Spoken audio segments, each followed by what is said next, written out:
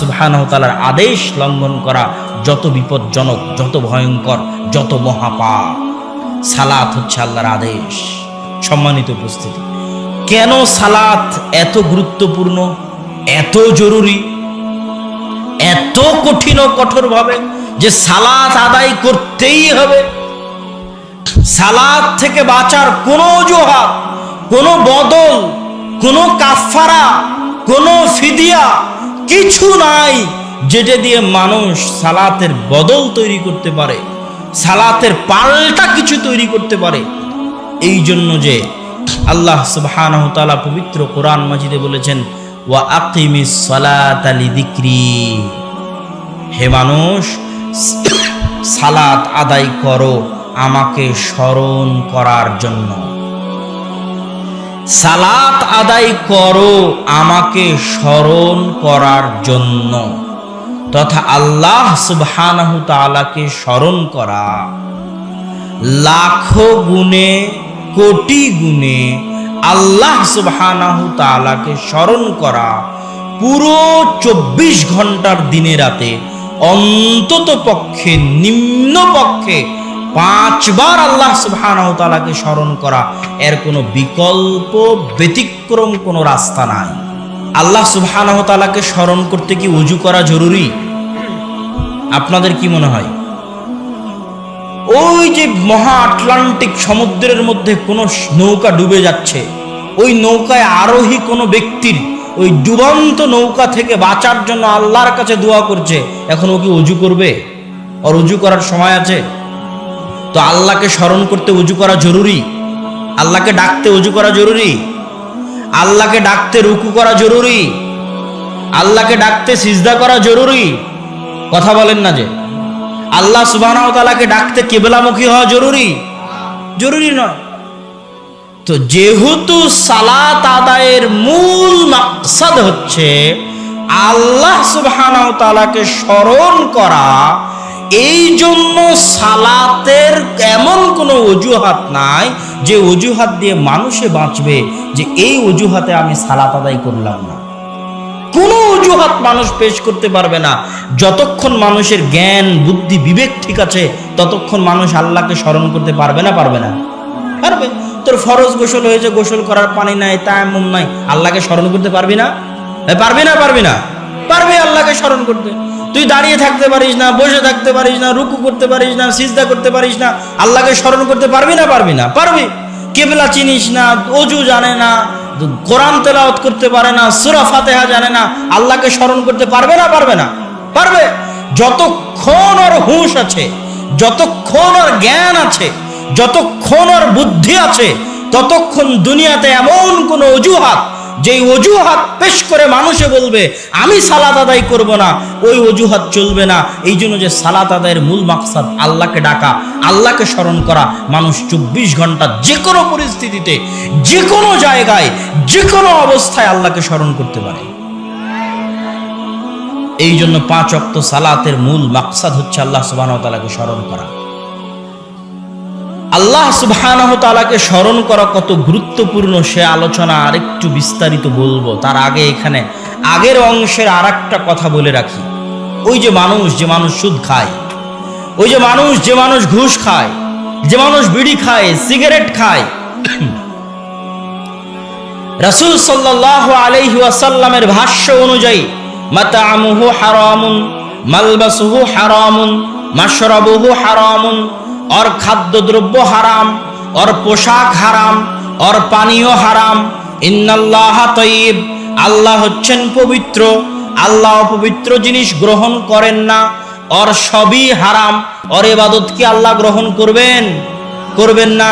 এখন ওই সুদখোর যদি বলে, ঘুষখোর যদি বলে, ব্যাংকে চাকরি করে যে সে বলে, যার সকাল থেকে সন্ধ্যা পর্যন্ত হারাম ইনকাম, বাড়ি হারাম ইনকামে, কাপড় হারাম ইনকামে, খাওয়া হারাম ইনকামে, ও যদি বলে আমার ইবাদতই কবুল হবে না, তো কেন সালাত আদায় করব?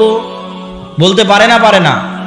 রাসূল সাল্লাল্লাহু আলাইহি ওয়াসাল্লাম বলেছেন, কেউ যদি মাদক দ্রব্য, নেশাদার দ্রব্য পান করে 40 দিন তার ইবাদত আল্লাহর দরবারে কবুল হবে না। কেউ যদি বলে নেশাদার দ্রব্য পানকারী, মদ্যপায়ী, বিড়িখোর, সিগারেটখোর, গুলখোর, জর্দাখোর, মদখোর যদি বলে আমার ইবাদতই তো আল্লাহর দরবারে কবুল হবে না, সালাত কেন আদায় করব? মানুষে অজুহাত দাঁড় করায়, বিড়ি ছাড়তে পারেনি, সালাত আদায় করে কি করব? সিগারেটই ছাড়তে পারেনি, সালাত আদায় করে কি করব? আবার মানুষে আর এক মানুষকে খোটা দেয়, আরে তুই এই নামাজিকে দেখো, এই নামাজও পড়ে আবার বিড়িও খায়। মানুষও খোটা দেয়, সেও নিজেকে ধোকা দেয়, বিড়ি ছাড়তে পারলাম না, নামাজ আদায় করে কি করব? খুবই ভয়ঙ্কর, খুবই ভয়ঙ্কর। ইবনুল কাইয়িম রাহিমাহুল্লাহ লিখছেন যে তুমি যদি ঘুষখোর হও, ঘুষ খেয়ে এসে নামাজ আদায় করো। তুমি যদি সুদখোর হও, কোটি টাকা সুদ খাওয়ার পরে সালাত আদায় করো।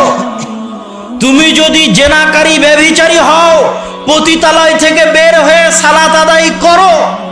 তুমি যদি বিড়িখোর সিগারেটখোর হও, তাহলে বিড়ি খেয়ে সিগারেট খেয়েও তুমি সালাত আদায় করো, সালাত ছাড়িও না।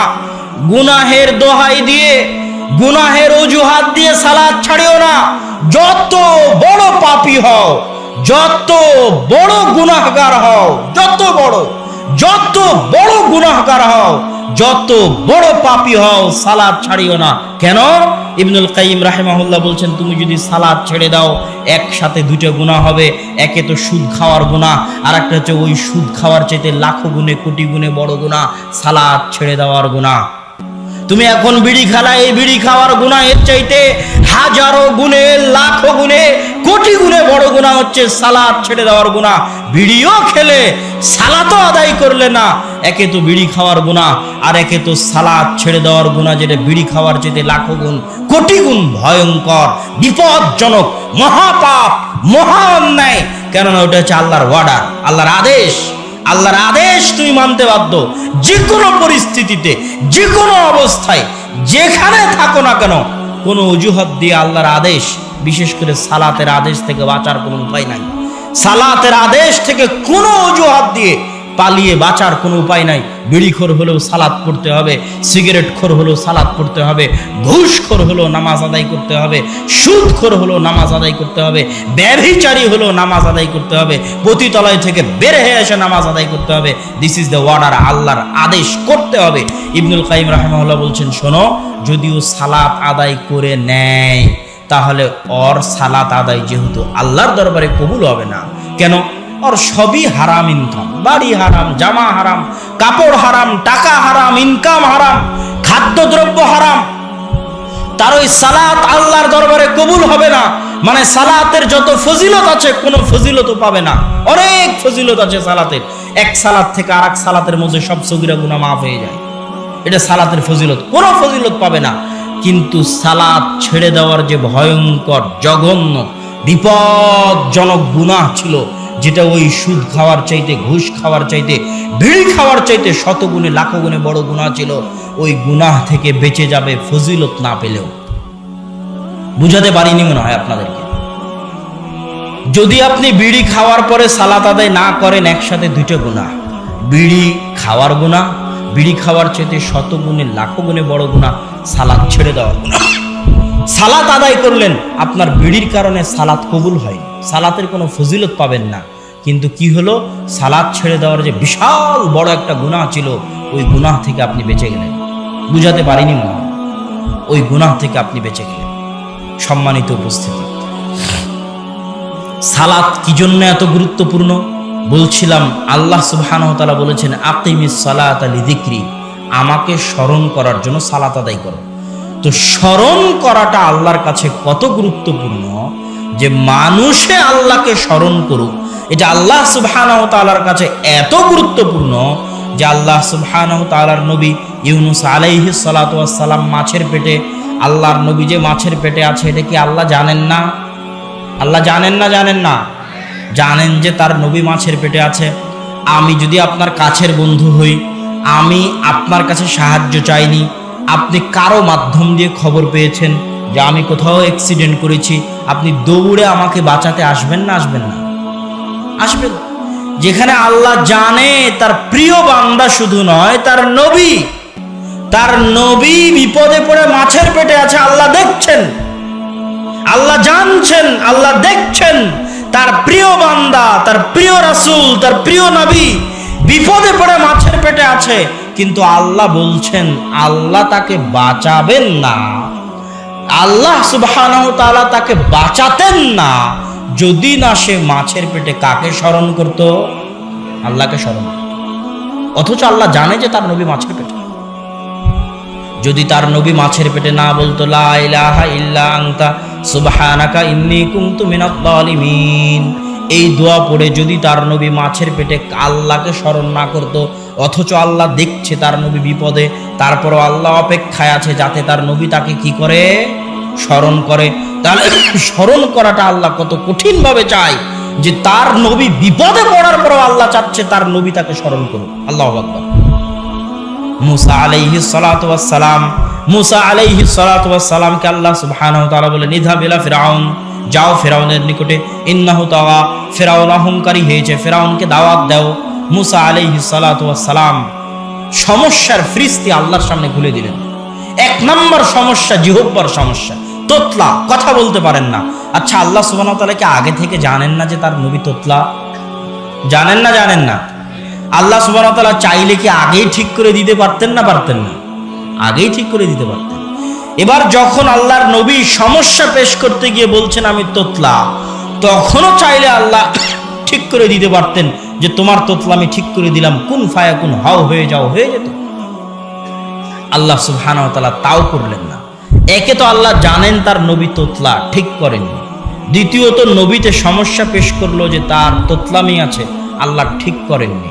আল্লাহ এবার নবীকে পাল্টা শিখিয়ে দিচ্ছেন, মুসা যদি তোতলামি ঠিক করতে চাও, জিহ্বা ঠিক করতে চাও, তাহলে আমার কাছে দোয়া করো। যদিও তুমি আমার নবী, আমি জানি তুমি তোতলা, আমি চাইলে ঠিক করে দিতে পারতাম আগেই, আমি চাইলে এখনো ঠিক করে দিতে পারি, কিন্তু যতই তুমি আমার নবী হও, মুসা নবী হওয়ার পরও, তোমার সমস্যা জানার পরও, তোমার সমস্যা সমাধান করতে পারবো এই ক্ষমতা থাকার পরও তুমি আমার কাছে চাও, রব্বি ইশরাহ লি সাদরি ওয়া ইয়াসসির লি আমরি ওয়াহলুল উকদাতাম মিন লিসানি ইয়াফকাহু কওলি। আল্লাহু আকবার।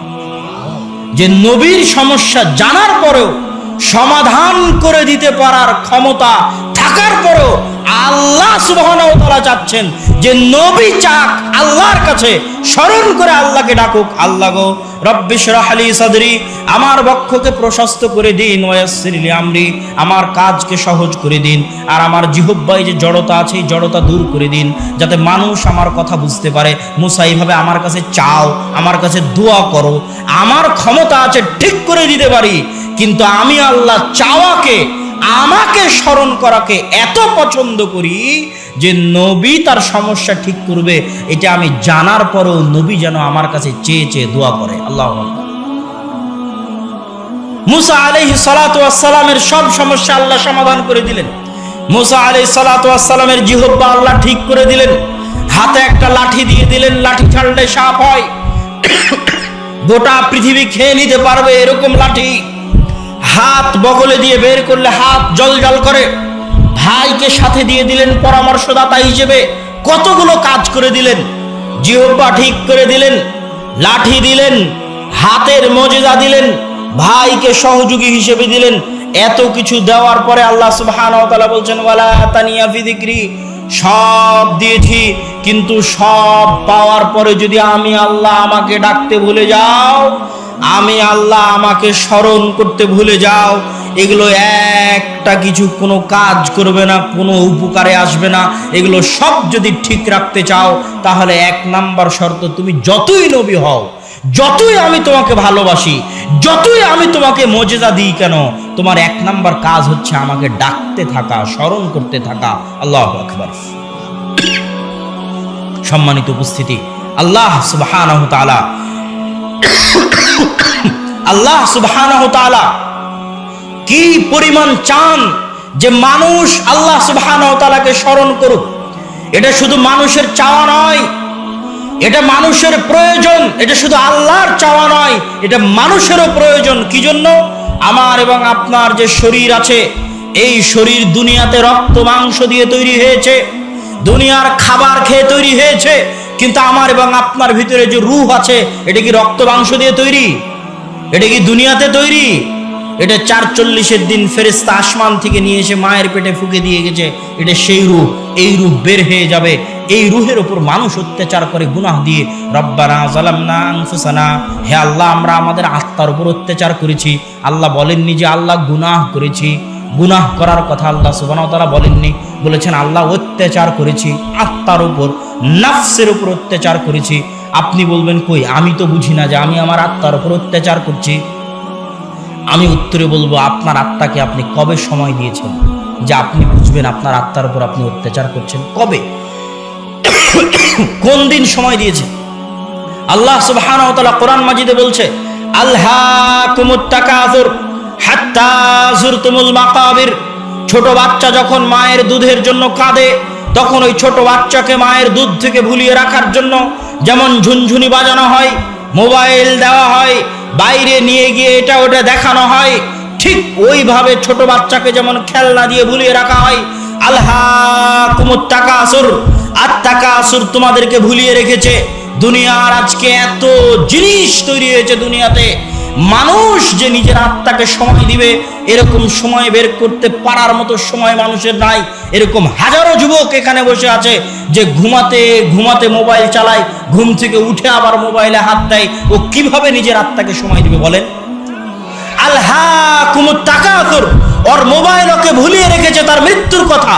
গান বাজনা, নেশাদার দ্রব্য, জুয়া, খেল তামাশা, আড্ডা, সফর, সব কিছু তাকে ভুলিয়ে রেখেছে যে একদিন মারা যাবে।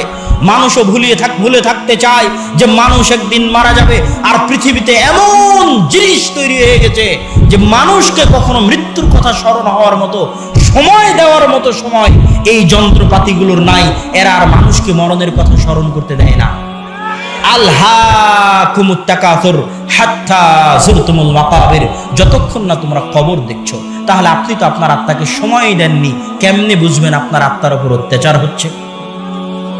একদিন সময় দিয়ে দেখেন, রাতের অন্ধকারে ঘরের দরজা বন্ধ করে নির্জনে নিরিবিলি অবস্থায় নিজের অতীত, বর্তমান, ভবিষ্যৎ, অস্তিত্ব, মৃত্যু নিয়ে চিন্তা ভাবনা করে দেখেন।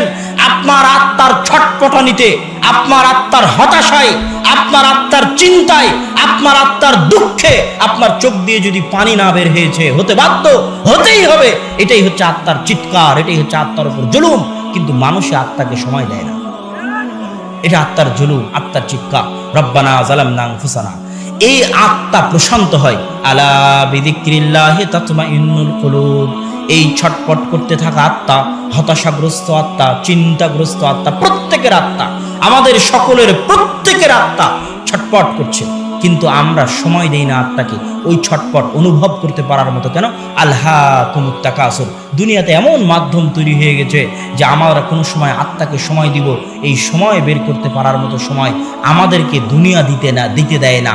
দুনিয়ার চাকচিক্য, সাজসজ্জা, প্রতিযোগিতা, খেল তামাশা, আনন্দের মাধ্যম, গান বাজনা, বাদ্যযন্ত্র, জুয়া, mobile, video game, free fire, PUBG, Facebook, Twitter, YouTube, এমন এমন এমন জিনিস তৈরি হয়েছে যে মানুষে তার আত্মাকে নিয়ে ভাববে, এরকম সময় মানুষকে মানুষের জিনিস, মানুষের দুনিয়া দিতে দেয় না।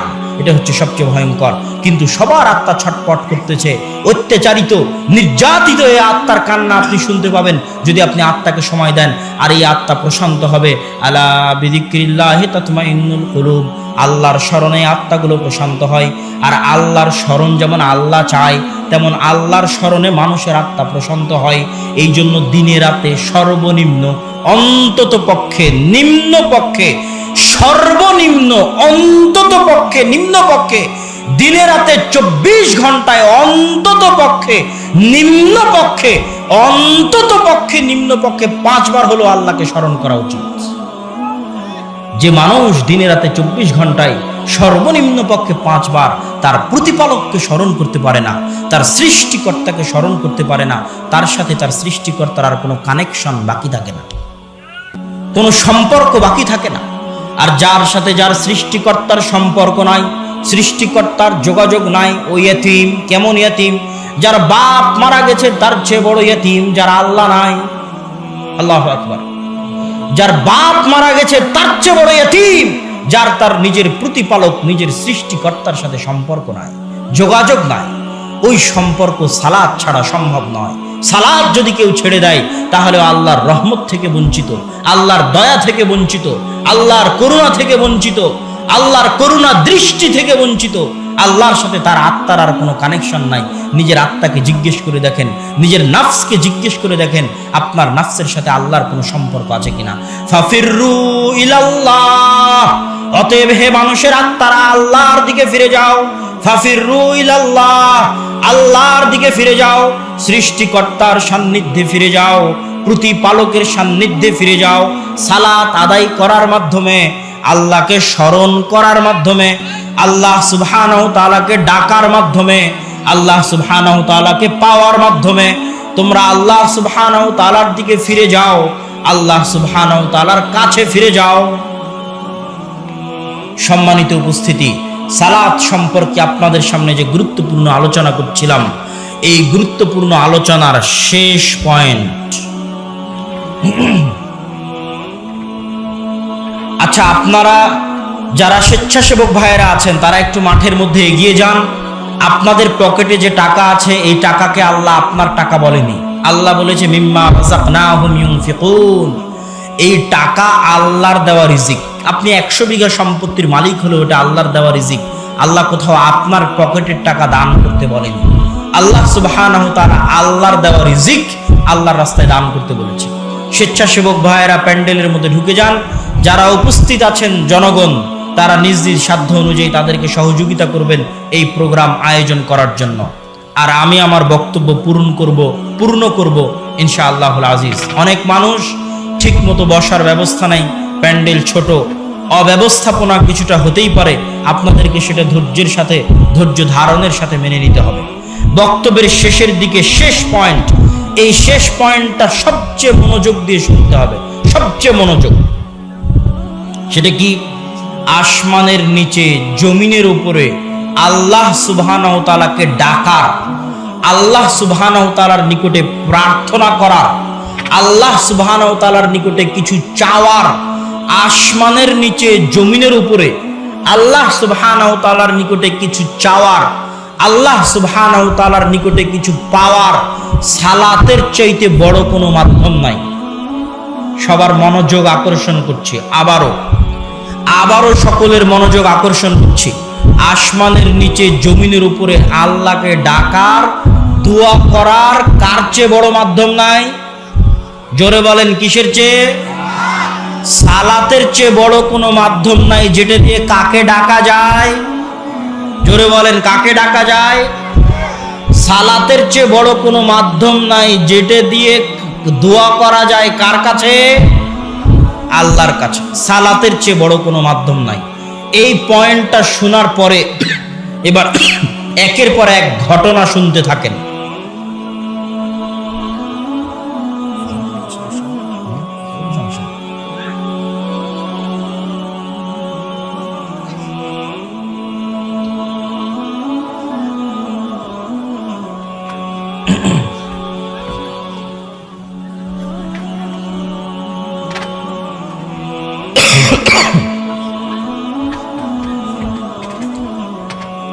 আসমানের নিচে জমিনের উপরে আল্লাহ সুবহানাহু তাআলাকে ডাকার, আল্লাহ সুবহানাহু তাআলার নিকটে দোয়া করার সালাতের চাইতে বড় কোনো মাধ্যম পৃথিবীতে নাই। সালাতের চাইতে বড় কোনো মাধ্যম আল্লাহকে ডাকার নাই। এক, রাসূল সাল্লাল্লাহু আলাইহি ওয়াসাল্লামের বৃষ্টি প্রার্থনার দরকার, বৃষ্টি চাওয়ার দরকার। বৃষ্টি হয় না, যুগ যুগ থেকে, বহুদিন থেকে বৃষ্টি হয় না। রাসূল সাল্লাল্লাহু আলাইহি ওয়াসাল্লাম চাইলে সব সাহাবীকে একত্রিত করে হাত তুলে দোয়া করে বৃষ্টি চাইতে পারতেন আল্লাহর নিকটে। রাসূল সাল্লাল্লাহু আলাইহি ওয়াসাল্লাম হাত তুলে দোয়া করার মাধ্যমে একসাথে বৃষ্টি না চেয়ে মানুষকে নিয়ে চলে গেলেন মাঠে।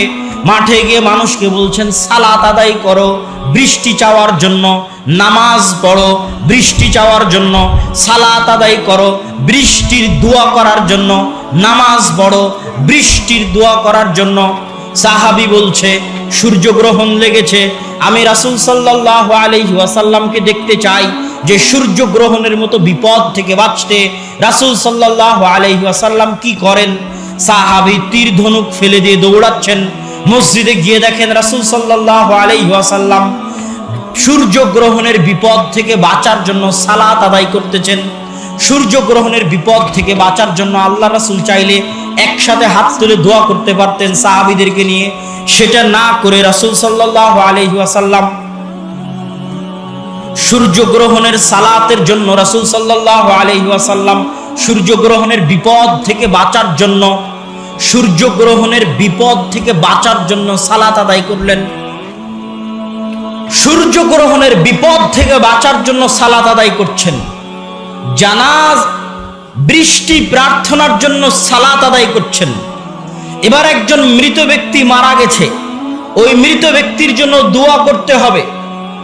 রাসূল সাল্লাল্লাহু আলাইহি ওয়াসাল্লাম মৃত ব্যক্তির জন্য দোয়া করবেন, তো সাহাবীদেরকে নিয়ে একত্রিত হয়ে একসাথে হাত তুলে কবরের পাশে দোয়া করতে পারতেন না এ কথা নয়।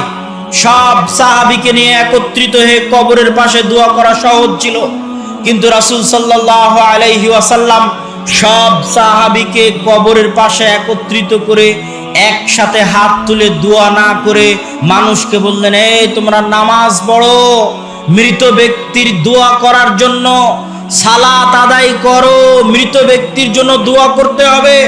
হে মানুষ, হে সঙ্গী সাথী, মৃত ব্যক্তির জন্য দোয়া করতে হবে, তাই নামাজ পড়ো। মৃত ব্যক্তির জন্য দোয়া করতে হবে, তাই সালাত আদায় করো। ওই মৃত ব্যক্তির জন্য দোয়া করার জন্য সালাত আদায় করলেন। বৃষ্টি চাইবেন, বৃষ্টি চাওয়ার জন্য সালাত আদায় করলেন। সূর্যগ্রহণের বিপদ থেকে বাঁচতে চাচ্ছেন, এই জন্য সালাত আদায় করলেন।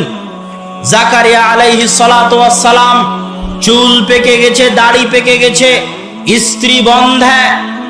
কুল্লামা দাখালা আলাইহা জাকারিয়াল মিহরাব ওয়াজাদা ইনদাহা রিজকা, যখনই জাকারিয়া প্রবেশ করেন মারিয়ামের মেহরাবে, দেখেন তার নিকটে অসময়ের ফল। তখন তিনি জিজ্ঞেস করেন, মারিয়াম আন্না লাকি হাদা, কোথায় থেকে আসে অসময়ের ফল? ক্বালাত হিয়া মিন ইনদিল্লাহ, এই অসময়ের ফল আল্লাহর নিকট থেকে, আল্লাহর পক্ষ থেকে আসে। ইন্নাল্লাহা ইয়ারযুকু মান ইয়াশা বিগাইরি হিসাব, আল্লাহ যাকে মানুষ বিপদে পড়লে ফোন দিলে আর 5টা মানুষ রেডি থাকে উদ্ধার করার জন্য, কিন্তু আল্লাহর নবীর প্রিয় নবী খলিলুর রহমান, আল্লাহর বন্ধু, তার প্রথম স্ত্রী সারা বিপদে আছে।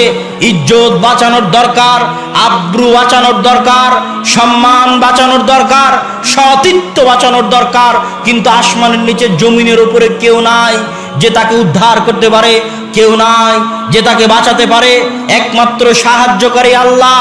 ওই রকম কঠিন পরিস্থিতিতে একজন সতী নারী, একজন সাধবী নারী, একজন নিজের লজ্জাস্থান হেফাজতকারী নারী আল্লাহর কাছে ভিক্ষা চাইবে নিজের লজ্জাস্থানের পবিত্রতা, আল্লাহর কাছে ভিক্ষা চাইবে নিজের আব্রুর পবিত্রতা, আল্লাহর কাছে ভিক্ষা চাইবে নিজের সম্মানের পবিত্রতা। এই ভিক্ষা চাওয়ার জন্য দোয়া করবে, দোয়া করার জন্য সালাতে দাঁড়িয়ে গেল। আল্লাহু আকবার। এবার আপনাকে বলি, সালাত শব্দের অর্থ কি বলেন তো? জোরে বলেন, সালাত শব্দের অর্থ কি? দোয়া করা। মানে আমরা যখন আল্লাহু আকবার বলে সালাত শুরু করি, তখন কি শুরু করি? জোরে বলেন, কি শুরু করি? আর যখন আসসালামু আলাইকুম বলে সালাত শেষ করি, তখন কি শেষ করি? কি শেষ করি? জোরে বলেন, কি শেষ করি?